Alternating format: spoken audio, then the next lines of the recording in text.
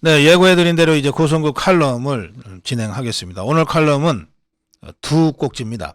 칼럼 1, 허접한 좌파 공격수들 부터 진행하겠습니다. 이재명이가 말이죠. 한미일 합동 동해 훈련할 때 친일 국방이라고 갑자기 불쑥 지르는 바람에 이재명이 스스로 묘효를 팠죠. 이 친일 국방이라고 이재명이가 확 지르는 바람에 이거는 이제 10월 초에 있었던 일입니다. 그 당시까지만 해도 윤석열 대통령이 이재명이가 영수회담합시다.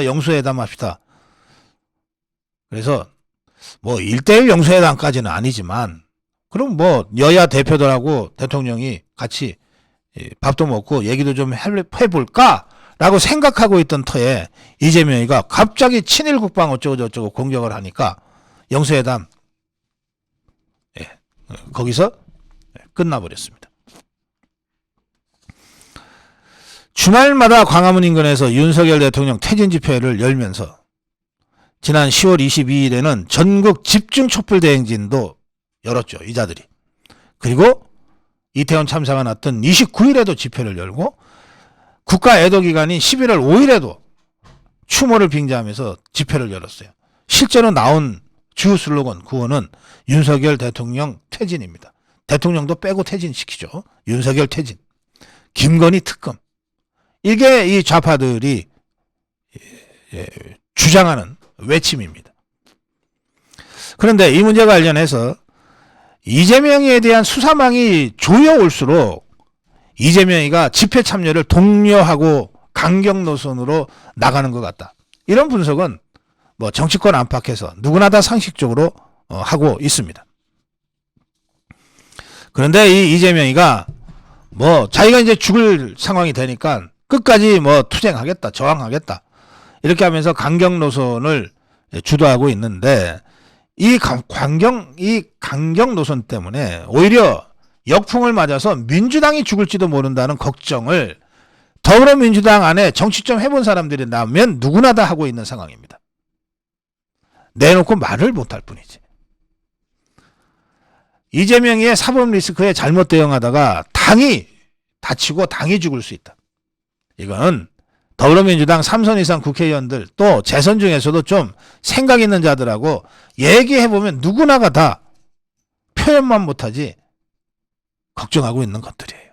이제 선거도 별로 안 남았는데 불과 1년 반 후에는 자기가 총선을 치러야 되는데 야 저거 이재명이 쫓아다니다가 나까지 죽을 것 같은데 큰일 났다. 저거 어떻게든 빨리 정리를 해야 되는데 이런 생각들로 가득 차 있다고 저는 느꼈습니다. 그러거나 말거나 지금 이재명이는 쓸 수 있는 모든 수단을 동원해서 윤석열 대통령을 압박하고 나섰는데 그 압박이 자기들 눈에는 약한 골이라고 보이는 김건희 여사 쪽으로 집중됐던 겁니다. 그래서 아무 근거도 없이 김건희 특검하자. 그동안 그렇게 주장하고 슬로건화하고 외쳐왔던 거예요. 더불어민주당 좌파의 원내 지도부는 이렇게 얘기했습니다. 검찰에서 김건희 여사에 대한 의혹 등 필요한 수사는 전혀 안 하면서 야당을 탄압하니까 특검이 꼭 필요하다. 국정조사가 꼭 필요하다. 는 의견이 있다 그랬어요. 지 말도 아니야. 자, 생각을 해보세요. 김건희 여사에게 제기됐던 그 수많은 의혹들 중에 사실로 확인된 게 지금까지 하나라도 있습니까? 윤석열 대통령 당선 전까지는 저 좌파들의 정권이었어요.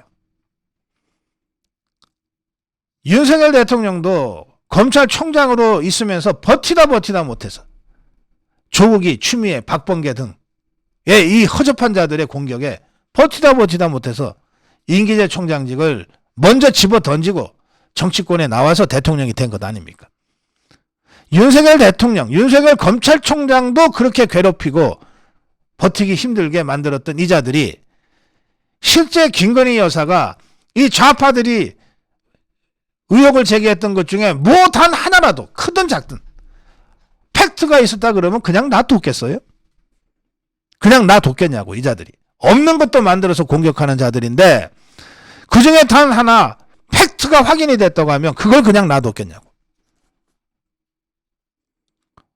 문재인 좌파 정권 동안에 탈탈 털었지 않냔 말이에요. 윤석열 대통령, 김건희 여사에 대해서.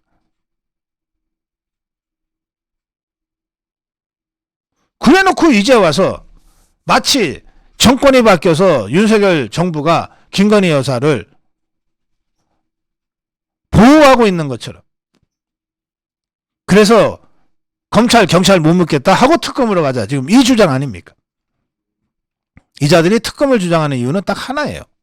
특검은 특검법이 통과되는 순간 특검 추천권을 야당들이 갖습니다. 관행적으로. 지것들이 추천하는 검사 통해서 김건희 여사를 어떻게든 좀 해보겠다고 지금 나서고 있는 거예요. 그런데 특검은 원칙적으로 특별검사잖아요. 특별검사. 원칙적으로 검찰이 제대로 수사를 하지 못했다고 국민적으로 판단될 때 이루어지는 겁니다. 그런데 지것들이 정권 잡고 있는 5년 동안에 탈탈 털었는데 아무것도 건져내지 못했어요. 그래놓고 이제 와서 오로지 정략에 이용하기 위해서 정쟁의 소재로 끌어들이기 위해서 김건희 특검 버릇처럼 떠들고 있는 겁니다.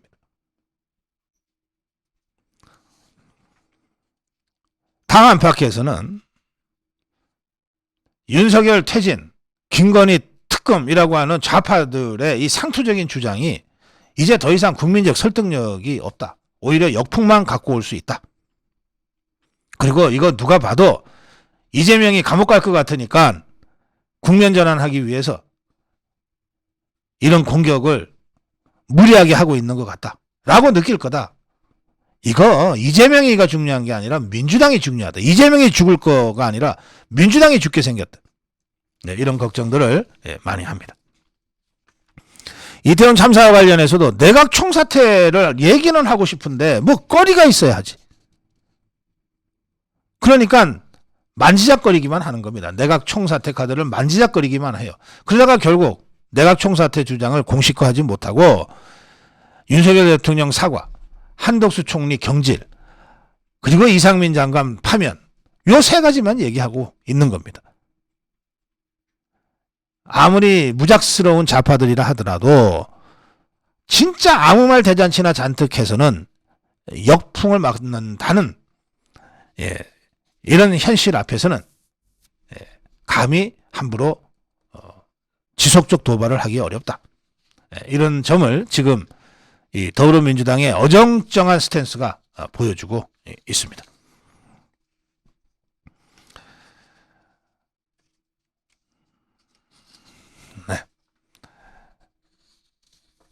네. 근데 이런 상황에 대해서 좀 재미있는 또 의미 있는 분석이 있습니다.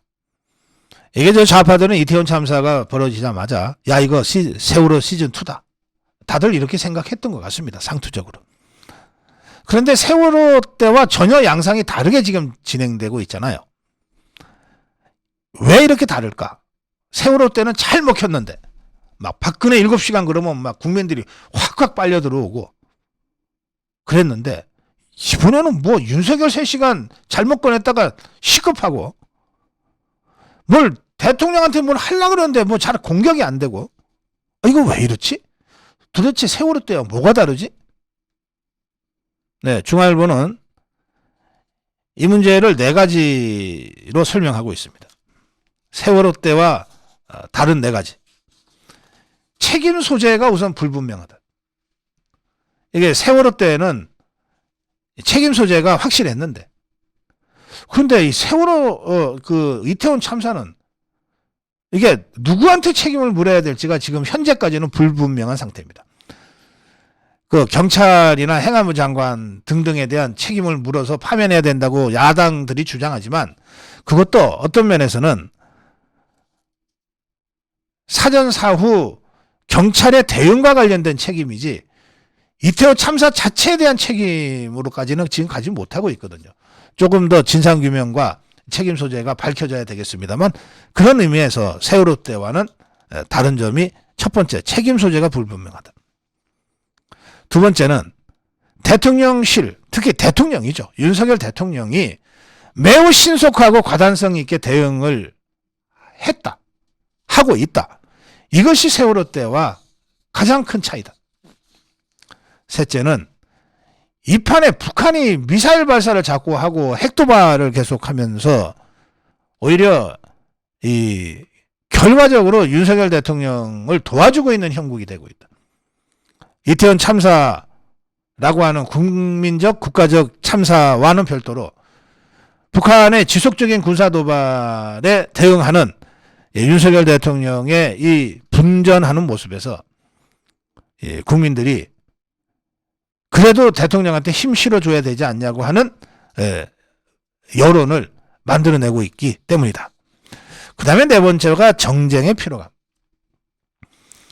이 좌파들이 이태원 참사 보자마자 세월호 시즌2 외치고 나섰는데, 그러면서 추모를 빙자로 윤석열 퇴진 집회까지 했는데, 이걸 바라보는 우리 일반 국민들의 입장에서는 그때처럼 또 세월호야? 이런 정쟁에 대한 피로감. 그래서 무슨 괴담이니 이런 것에 더 이상 국민들이 휘둘리지 않게 됐다.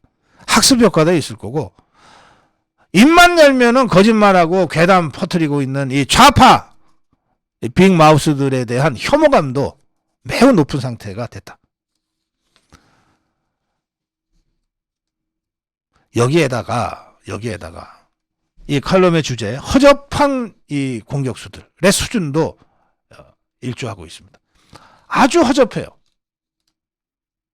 이 좌파들 중에서 공격수라고 나서는 자들이 아주 허접해요. 어느 정도 정치 경험이 있고 공력이 있는 중진들은 야, 우리가 이재명이 때문에 우리까지 끌려 들어갈 게 뭐 있어? 하고 다들 거리를 두고 있는 상황입니다. 그런데 정치가 뭔지도 모르고 사태가 어떻게 진행되는지도 모르고 그저 이재명이 하고 있는 이 일부 초선 의원들 몇 명이 주로 공격수 역할을 맡고 있는데, 이것들 수준이 형편없는 거예요. 이것들은 우선 실력이 없어. 머리가 나빠. 그러니까 허구한 날 똥볼만 차고 있는 거예요. 정치 타박이 뭐야? 정치 타박이. 이런 피켓을 버젓이 들고 시위를 하고 있는 거예요. 김용민이가 그 초선 의원 아닙니까? 철음의 소속. 윤석열 퇴진 시위에 최초로 대놓고 참석을 했어요. 윤 정부가 끝까지 5년을 채우지 못하게 국민의 뜻에 따라 빨리 퇴진할 수 있도록 만들어야 한다. 그게 국민주권 실현이다. 그랬는데 김용민이를 바라보는 더불어민주당의 시각은 결코 곱지 않습니다. 야, 저것도 사고 치는 거 아니야? 그러자 김용민이가 정치인들이 아직 나서지 못하고 있다. 두려워하고 있다.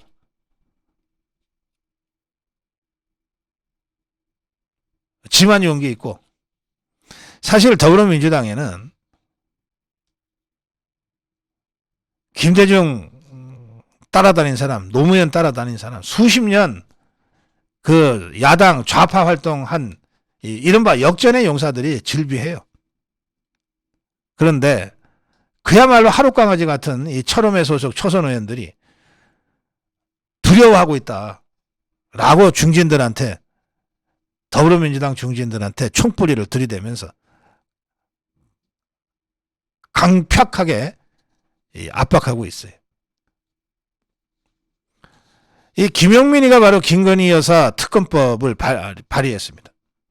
이자가 이렇게 주장합니다. 김건희 특검법은 민주당의 당론이다.